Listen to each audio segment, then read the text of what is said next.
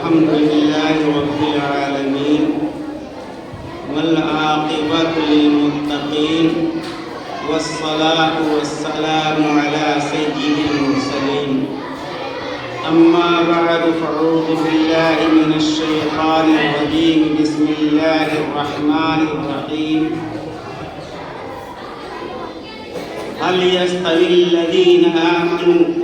يستوي الذين يعلمون والذين لا يعلمون إنما يتذكر أولو الألباب.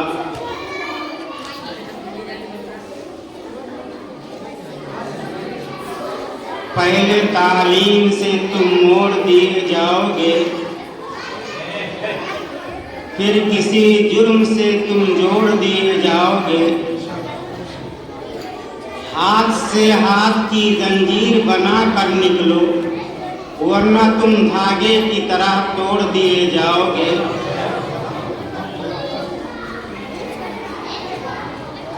محترم علماء کرام اور حفاظ نظام، عزیز طلبہ، معزز گاؤں والے، آج کا یہ پروگرام تعلیم کی مناسبت سے منعقد کیا گیا ہے۔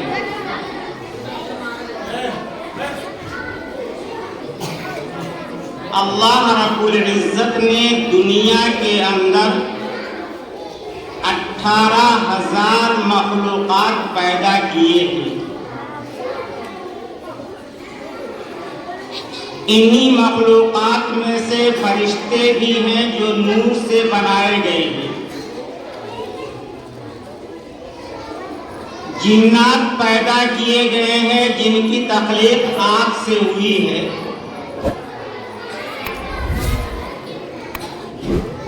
اور آگ کا مادہ سب سے تیز ہوتا ہے۔ تیسری مخلوق ہے انسان۔ اللہ رب العزت نے حضرات انسان کو مٹی سے بنایا ہے، اور دنیا کے اندر سب سے حقیر چیز جو سمجھی جاتی ہے وہ مٹی ہے۔ پھر کیوں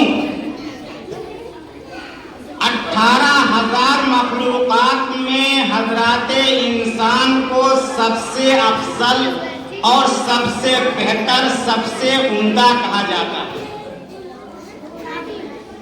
اس میں کون سا سرخاب کا پل لگا ہوا ہے جس کی بنا پر اس کو اشرف المخلوقات کہا جاتا ہے؟ قرآن کریم کے اندر اللہ رب العزت نے ایک واقعہ بیان کیا ہے۔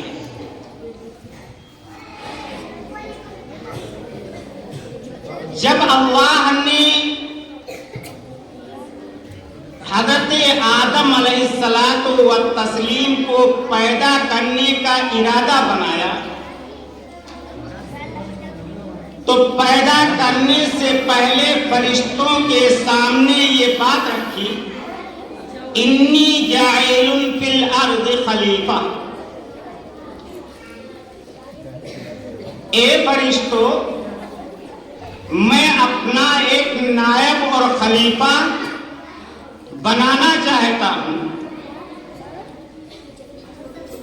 تو فرشتوں کے ذہن میں یہ بات آئی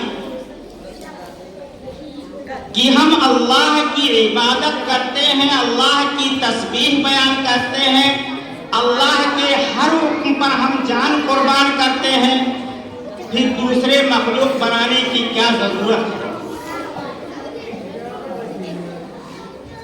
اللہ تعالی نے فرمایا کہ جو مخلوق جو اپنا نائب اور خلیفہ بنائیں گے وہ روئے زمین پر میری عبادت بھی کریں گے اور میری نافرمانی بھی کریں گے، دنیا کے اندر صفائی بھی کریں گے اور گندگی بھی کریں گے۔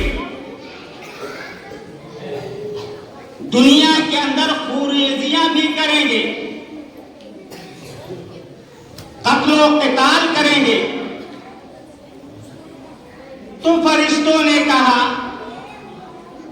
کہ اللہ پھر ایسے مخلوق کے بنانے کی کیا ضرورت ہے جو روئے زمین پر فتنہ اور فساد برپا کرے، قتل و غارت گری کرے۔ ہم تسبیح بیان کرتے ہیں، آپ کی تعریف کرتے ہیں، آپ کی عبادت کرتے ہیں، ہم اس کے لیے کافی ہیں؟ اللہ تعالی نے حضرت آدم علیہ السلام کو پیدا کر دیا۔ پیدا کرنے کے بعد اللہ تعالی نے کچھ اشیاء کے نام کی تعلیم دی حضرت آدم،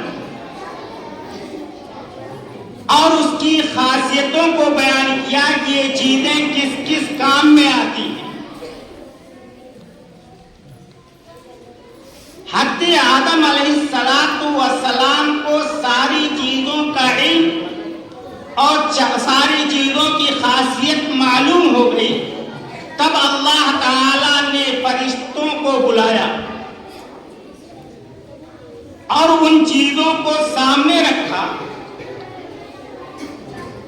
اور کہا کہ اے فرشتے، تم نور سے بنائے گئے ہو، تم گناہوں سے منزہ اور پاک صاف ہو، تو ان چیزوں کے نام بتاؤ اور یہ چیزیں کس کام میں آتی ہیں، اس سے کیا کیا جاتا ہے۔ تو فرشتوں نے اپنے لا علمی کا اظہار کیا، سبحانک لا علم لنا الا ما علمتنا۔ اے اللہ، پاک ہے تیری ذات، مجھے ان چیزوں کا علم نہیں ہے، ان کے بارے میں کچھ معلومات نہیں ہے۔ تب اللہ نے کہا کہ فرشتوں، میں نے پہلے ہی کہا تھا کہ جو میں جانتا ہوں تم نہیں جانتے، اسی لیے میں نے اس مخلوق کو بنایا ہے کہ دنیا کے اندر جا کر کے علم کو تلاش کرے اور علم کو شائع کرے۔ اسی علم کی بنا پر حضرت آدم علیہ السلام کو تمام مخلوقات پر فضیلت اور برتری ملی۔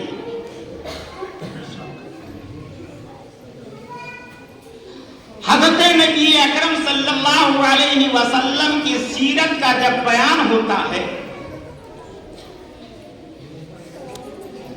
تو آپ کے سیرت کا سب سے بڑا اہم عنوان جو ہے وہ تعلیم۔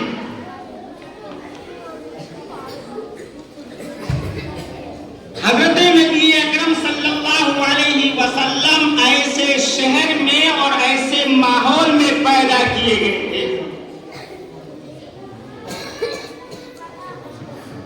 کہ جس شہر میں برائیاں ہی برائیاں تھیں، دنیا کے اندر کوئی ایسی برائی نہیں تھی کہ جو نہ وہاں پائی جاتی۔ دنیا کو دو حصوں میں تقسیم کر دیا گیا تھا، ایک حصے پر قیصر حکومت کرتا تھا اور دوسرے حصے پر کسریٰ حکومت کرتا تھا۔ یہ جزیرۃ العرب، اس کو کوئی پوچھنے والا نہیں تھا۔ قیصر و کسریٰ نے کبھی اس کی طرف آنکھ اٹھا کر کے نہیں دیکھی، ان کو حقیر اور ذلیل سمجھا جاتا تھا، گیری نگاہوں سے گنا جاتا تھا۔ لیکن جب شاہ بطحہ جناب محمد رسول اللہ صلی اللہ علیہ وسلم مکہ مکرمہ میں پیدا ہوئی اور جب آپ کے اوپر سب سے پہلے وحی آئی، جبکہ مکہ مکرمہ میں اور جزیرۃ العرب میں بہت سی برائیاں تھیں، صحیح بات تو یہ تھی کہ حضرت نبی اکرم صلی اللہ علیہ وسلم سے کہا جاتا کہ اے میرے محبوب تم لوگوں کو اس بات کی دعوت دو کہ نیکیاں کریں، اس کی برائیاں بیان کرو کہ جرم نہ کریں، اس کی قباحت بیان کرو کہ زنا نہ کریں، اس بات سے روکا جائے کہ اپنے بیٹیوں کو زندہ دفن نہ کریں۔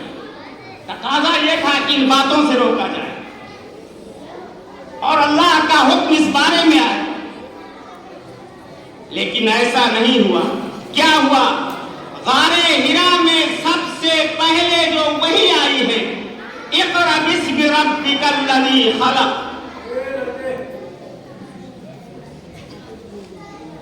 سب سے پہلے تعلیم پر زور دیا گیا کہ اگر انسانوں کے اندر تعلیم آ جائے گی تو خود بخود ساری برائیاں ختم ہو جائیں گی۔ حضرات صحابہ کرام رضوان اللہ تعالی اجمعین کی زندگیوں کو دیکھیے،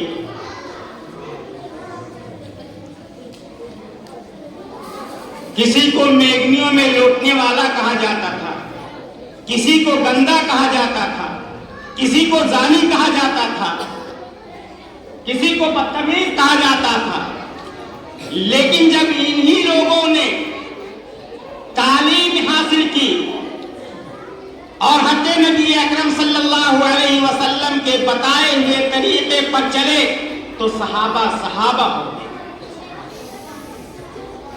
وہی لوگ جو حقیر نگاہوں سے دیکھتے تھے اب انہیں صحابہ کرام پر رشک کرنے لگے۔ وہی مکہ مکرمہ ہے جس کی طرف نگاہ نہیں اٹھانا چاہتے تھے، آج دنیا کی ساری قومیں جو ہے مکہ مکرمہ کی طرف راغب ہیں۔ کس بنیاد پر اور کس وجہ سے؟ یہ تعلیم کی وجہ سے کہ جب ان کے اندر تعلیم آئی، علم والے ہوئے تو خود بخود ان کے اندر سے برائیاں ختم ہو گئی اور نیکیاں آ گئی، اچھائیاں آ گئی۔ اسی تعلیم کی وجہ سے حضرات صحابہ کرام رضوان اللہ تعالی اجمعین کو وہ مقام ملا کہ دنیا کے کسی قوم کو نہیں ملا۔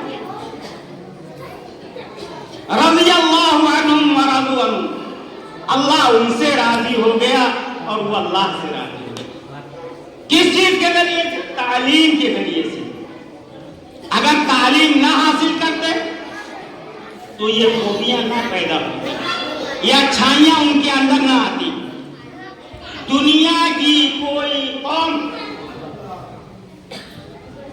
بغیر تعلیم کے ترقی نہیں کر سکتی۔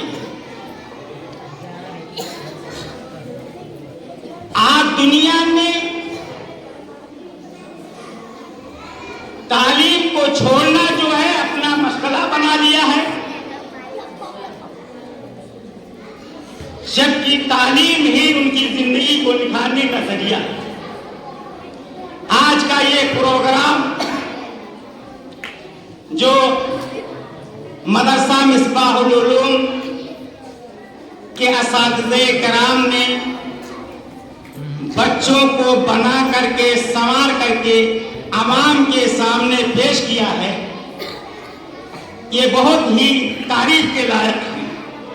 اور جو اہل قریہ کا، گاؤں والوں کا تعاون اور مدد ہوا ہے، اللہ تعالیٰ ان کو دن دونی رات چوگنی ترقی نصیب فرمائے، اور ہمارے اساتذہ کرام کو اللہ تعالیٰ اور بلندی پر لے جائے اور بچوں کو ترقی عطا فرمائے۔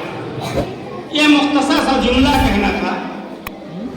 اللہ تعالیٰ سے دعا ہے کہ تمام لوگوں کو کامیاب و کامران بنائے۔ اللہ تعالیٰ ہم سب کو کہنے اور سننے سے زیادہ عمل کرنے کی توفیق